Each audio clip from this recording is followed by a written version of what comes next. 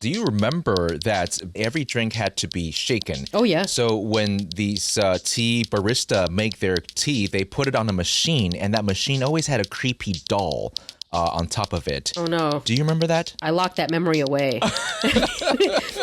I don't remember that until you just mentioned it. And now that you say it, I remember it because dolls freak me out. I really, really dislike dolls.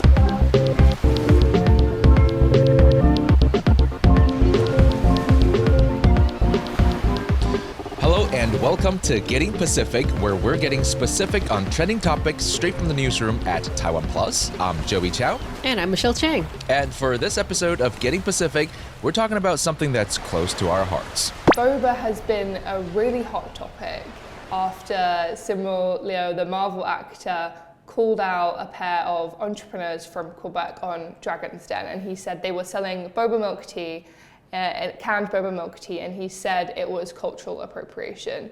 Now, you came out on TikTok and agreed with him that it was cultural appropriation. Can you explain why? So from my perspective, Pauline and I have been building Toro milk tea since the pandemic. We started the company and, we are founders of heritage. And so for me, I came from a place of the dens, the dragons, they actually wanted to invest in a company that had a 3.7 billion, industry. There was such a big excitement about what they were doing and how they were disrupting the market. And I wanted to offer Simu an option.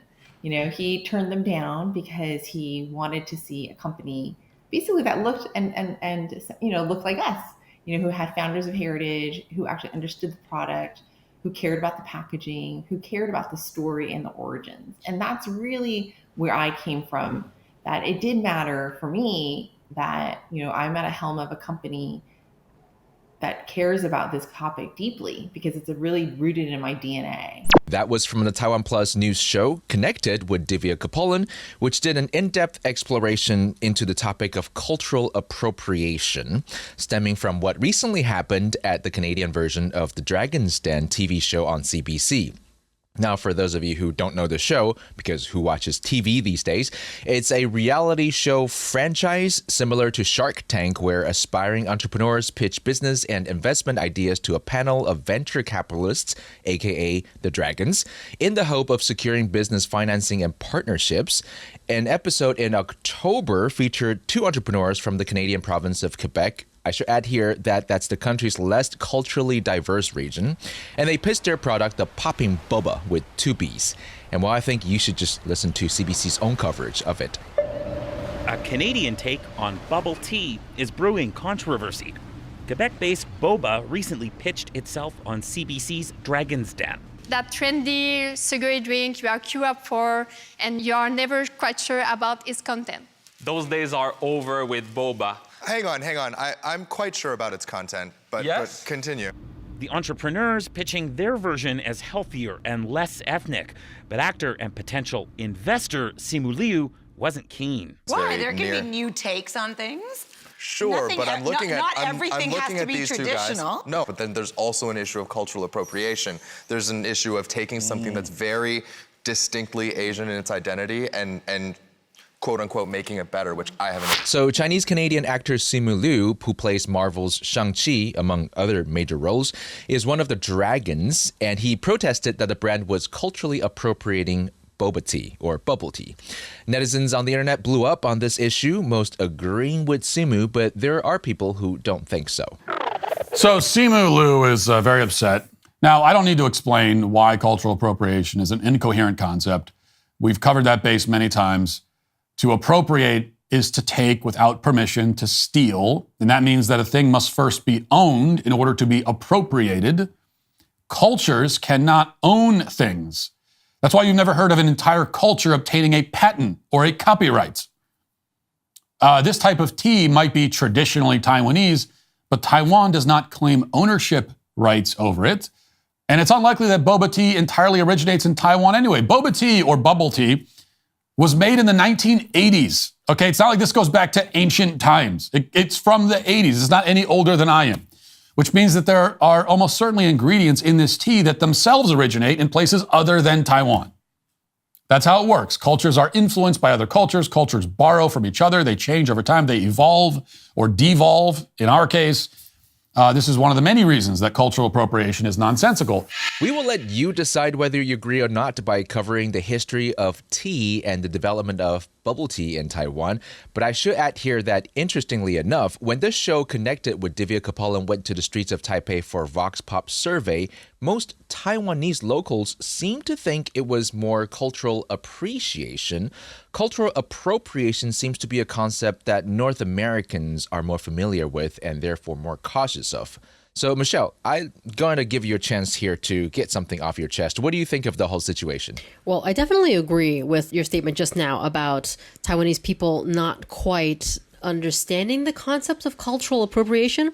When I've seen people here, they frequently do cosplay or wear their hair a certain way or whatnot, and they explain that they're trying to show appreciation for the culture in which they do that too. So, specifically, Taiwan doesn't have that many things on the world stage that we can be really, proud of. That we've brought this thing and it's really awesome. Yes, semiconductors, but that's boring. Yeah.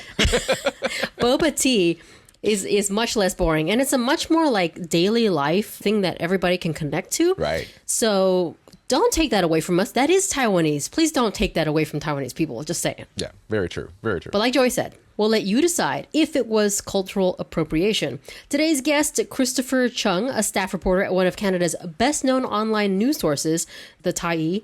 He has done in-depth reports on the subject of cultural identity, cultural recognition, and institutional or social marginalization of immigrants. First, let's sip on the story of Taiwan's tea culture, which is a rich blend of influences from Dutch colonialism, Chinese heritage, Japanese innovation, and British commercialism.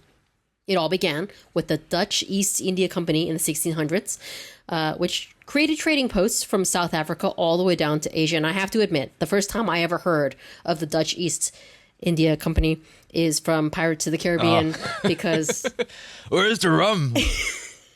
But yes, though they initially traded sugar and rice, merchants from China, from Fujian province, brought tea plants and cultivation techniques to the island. Taiwan's signature oolong tea became a hit in the US and England, and by the 19th century, tea dominated Taiwan's exports. Yeah, so fast forward to the 20th century, institutions in Taiwan like the Tea and Beverage Research Station advanced cultivation techniques, and Taiwan's emphasis on quality tea shifted to domestic markets. With our ideal subtropical climates and advanced farming practices, Taiwan's tea production reached, Michelle, pop quiz. Taiwan's tea production peaked in the 70s, reaching how many tons each year, do you think? Is it A, 2,000 tons per year, or is it B, 20,000 tons a year, or maybe C, 200,000 tons a year? If you haven't been to Taiwan before, it's actually crazy how many people are walking down the street with a cup of something. And so I'm going to say, considering how much consumption there's got to be, it's got to be C, 200,000. Yeah, well, no, but that was a pitfall I intended for you to fall into. It's actually B. Let's go for a moderate 20,000 tons, which is still quite a lot. So 20,000 hectares of tea farms produce 20,000 tons of tea leaves per year. And just for a little bit of math, 1 ounce of tea leaves makes at least 10 cups of tea. So that's over 7,000 million cups of tea every year, one for every Taiwanese person every day of the year, which is why you see so many people walking around the streets with a cup of something in their hands. Now, with that much tea and production, it's only a matter of time before some out of left field innovation comes around. And then bubble tea was born in the 80s. Yeah, like we were. Yeah, unfortunately. Hey. No, it's a thing to be proud of. Yeah. So, here in Taiwan, there are 2 anecdotal versions about its origin stories from 2 of Taiwan's most renowned tea houses, Cunsui in Taichung and Hanling Tea Room or Hanling Caguan in Tainan. Without saying for sure which one actually invented the drink, let's just tell the story. The founder of one of the tea houses was inspired by Japan's iced coffee culture during a trip to Osaka. Why not iced tea? So, on returning to Taiwan, he pioneered the first iced tea, shaking hot black tea with sugar and ice, creating a frothy layer of bubbles on top. Contrary to popular belief, the bubble in boba was actually referring to the foam from shaking. As the concept evolved, his team began experimenting with different teas and ingredients, influenced by historical traditions of adding fruits and flavors to tea. In a stroke of genius, an employee added tapioca balls to milk tea, introducing the now iconic drink. Back then, it was simply called tapioca tea. The term bubble tea came later, but the name stuck, forever changing Taiwan's tea culture. Yeah, and I just want to ask you, Michelle, do you remember that back then every drink had to be shaken? Oh, yeah. So when these tea barista make their tea, they put it on a machine, and that machine always had a creepy doll on top of it. Oh, no. Do you remember that? You've actually somehow released I locked that memory away. I don't remember that until you just mentioned it. And now that you say it, I remember it because dolls freak me out. I really, really dislike dolls. But yes, there's always a creepy little doll sitting on the tea shaking machine. So when it shakes, the doll also shakes, and it's scary. Yeah, it was scary. very scary.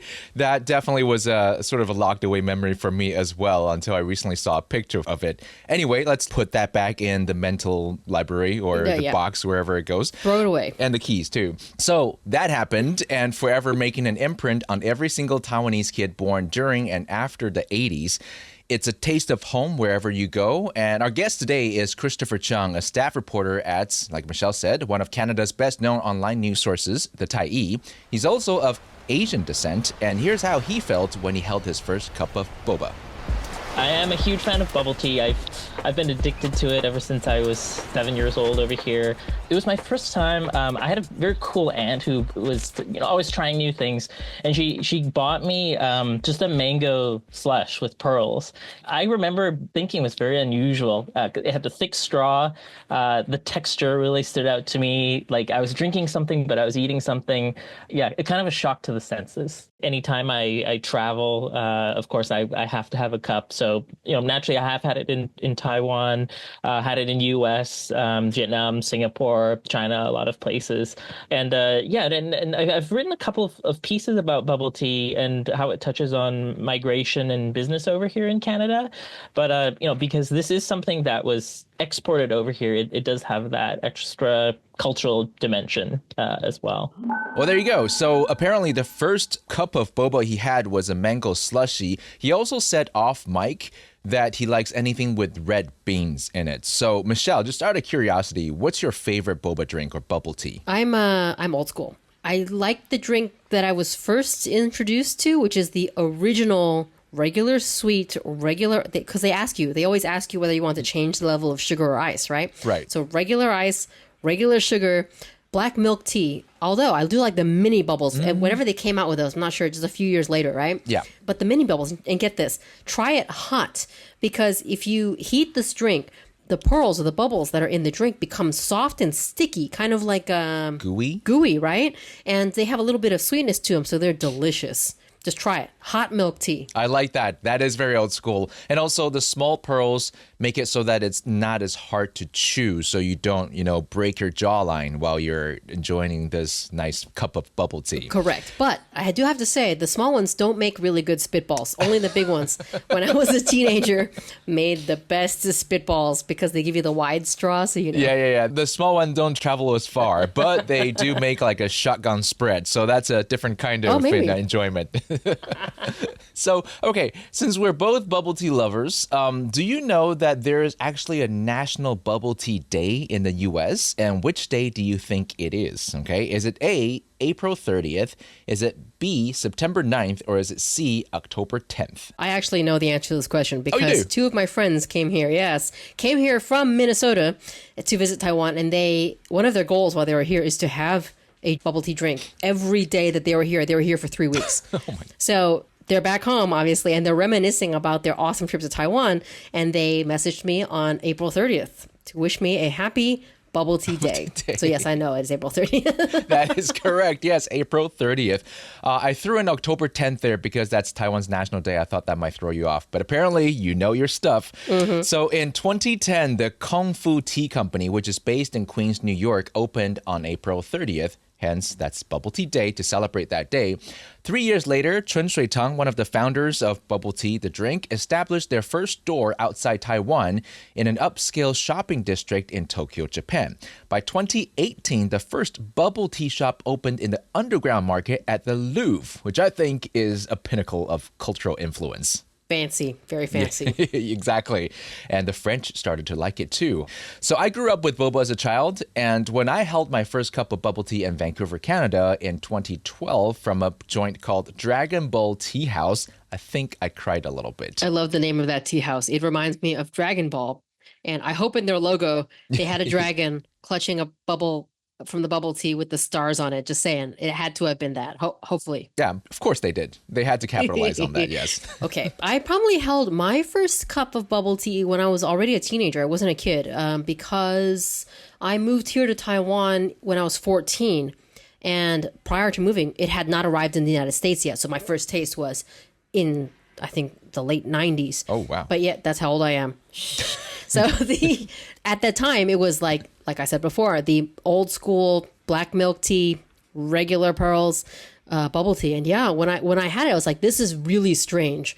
What are you giving me to drink? It's fun. I like it though. So that was my response. And forever hooked. Forever hooked. Because in the last episode, we talked about coffee, and one of your favorite coffee drinks that you first got hooked on was the very sweet Frappuccino. Oh, yes. And I suppose that sort of resonate with the taste of bubble tea, right? I think when we're younger, we like really sweet things, like super sweet things, like Frappuccinos in their original form. And then the older we get, the less I can't actually drink full sugar anymore, actually, when it comes to, right, some drinks, man. Our metabolism and our kidneys don't allow for it either. So clearly there's an emotional attachment to bubble tea for us Asian kids. We asked our guest, Christopher, what exactly that cultural significance was. Vancouver, for people who haven't been over here, it is a very Asian city for North America. It has had East Asian migration over here for a very, very long time, mostly from southern China, but over the years, a lot more from Hong Kong, a lot more from Taiwan.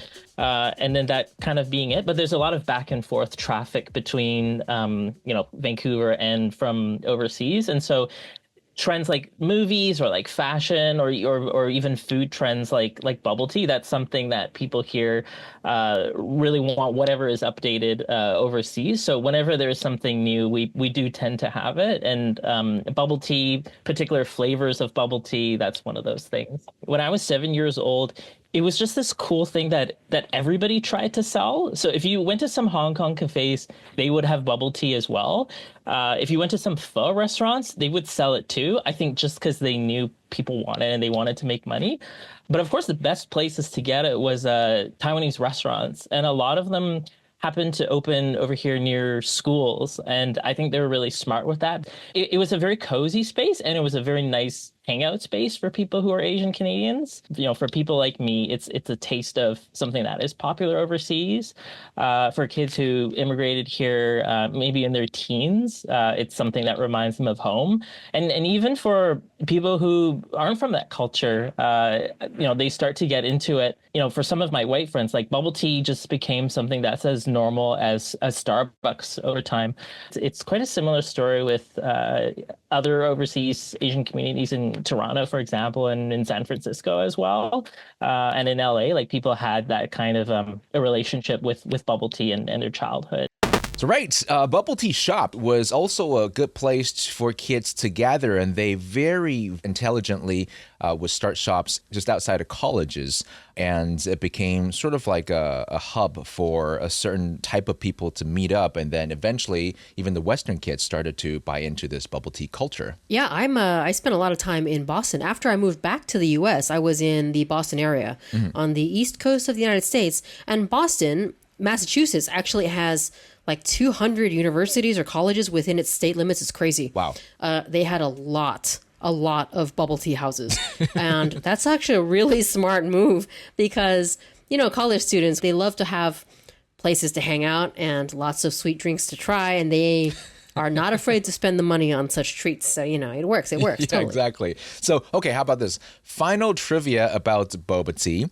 Since you were talking about your love of spitballing with the tapioca balls, or we also call them pearls, do you know where they're from? Is it A, South Africa? Is it B, South America? Or is it C, South Pole?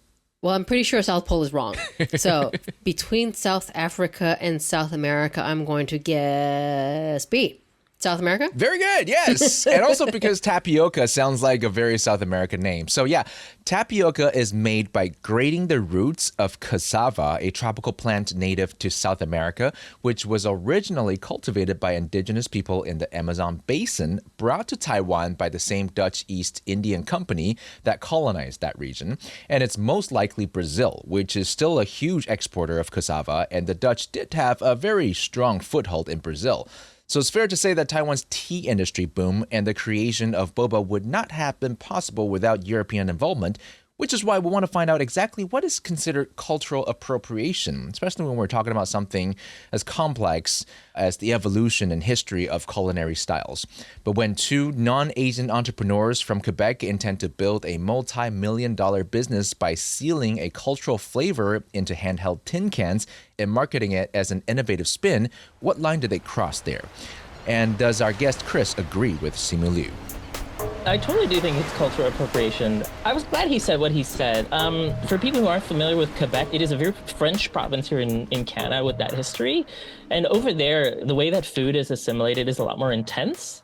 So I wasn't really surprised that this controversy came out of there.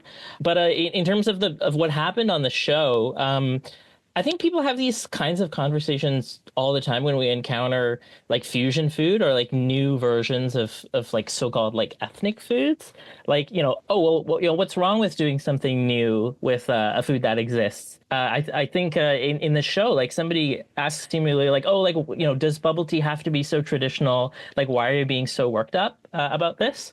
So I'm glad that we were having this conversation because, Simu Liu wasn't, I didn't see him being a gatekeeper of culture and saying that bubble tea had to be a certain way.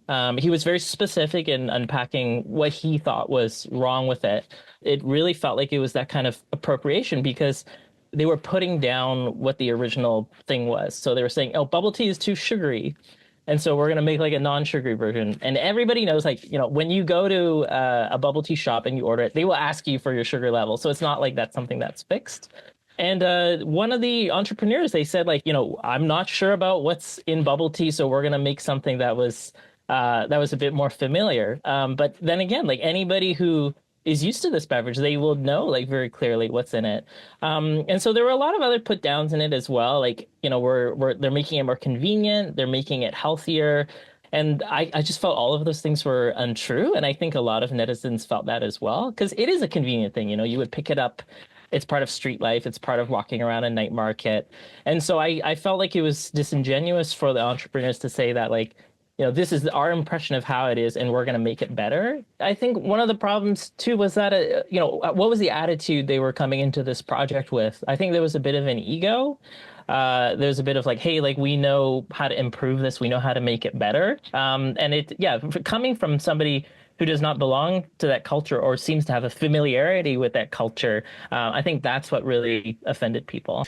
There you go. That is Christopher Cheung's opinion of what he thinks of what happened on Dragon's Den, the show with the episode of Simu Liu. And also, he's someone who wrote a lot on cultural appropriation or marginalization of certain types of people. So I think he could definitely give some credit to the conversation here. And just for reference, the Cambridge Dictionary defines cultural appropriation as the act of taking or using things from a culture that is not your own, especially without showing that you understand or respect a culture. And I think we come back to this bottom line, which is if you weren't born into a certain culture but felt passionate enough to embrace it while making a profit off it, you should at the very least show a thorough understanding of it. And on that front, the entrepreneurs behind Boba definitely failed. They did not seem to understand what makes bubble tea. Some of the things that they intended to quote unquote fix were actually what was most alluring about it. So what do you think, Michelle? They mentioned that, bubble tea might be too sweet, but they didn't know that as I mentioned before, that any good bubble tea house will always ask you like what level of ice or what level of sugar do you want, Right? Because that's part of the experience of getting bubble tea to drink. It's you can customize it to your own preferences, right? Stuff like this. Did they not know that? And as I mentioned before, Taiwan has very few things that it's world renowned for. And I personally, it did rub me the wrong way that these two non-Taiwanese people wanted to create this business model without, as you mentioned, not fully understanding the culture that it came from. So, agree with Simu. And Simu, we love you. Yes, we do. Come to Taiwan. Come be on our show. I'm willing to let Simu speak on behalf of all of us who are bubble tea lovers. And that about wraps up today's episode. So thank you for joining us, and I hope we got Pacific enough for you. If you'd like to give us an idea or share your thoughts, toss us your 2 cents about the show. Don't be shy. Feel free to write to Joey at gettingpacific.com. And if you want even more news and views from Taiwan and around the world, check out the huge catalog of news and entertainment on our website, TaiwanPlus.com, as well as YouTube, Instagram, or Twitter. Thank you for listening, and we hope you'll join us again on Getting Pacific.